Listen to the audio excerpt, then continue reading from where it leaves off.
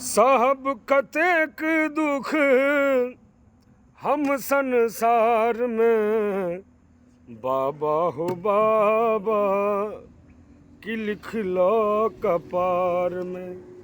नमस्कार प्रणाम सब गोटे के, समस्त मिथिलावासी के गंगा दशहरा जानो मानो महोत्सव कछुआ ट्रस्ट के तरफ से समस्त मिथिलावासी के हार्दिक स्वागत अभिनंदन और हकार देव जा रहल छी जे 25 मई से 29 मई तक इस सुंदर सन भव्य कार्यक्रम के आयोजन गंगा दशहरा के आयोजन भ रहल है, जाहि में 28 मई 2026 को अरविंद सिंह सांस्कृतिक मंच के समस्त कलाकार लोग हम उपस्थित भ रहल छी।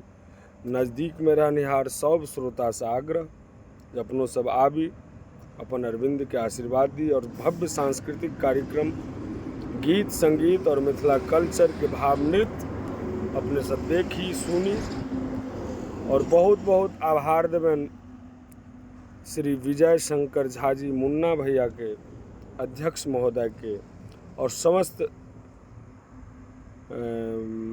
समस्त कमिटीगण के सेहो बहुत बहुत आभार जे बेर हमरा सबके समस्त टीम लऽ कऽ बजौलथि ताहि के लेल।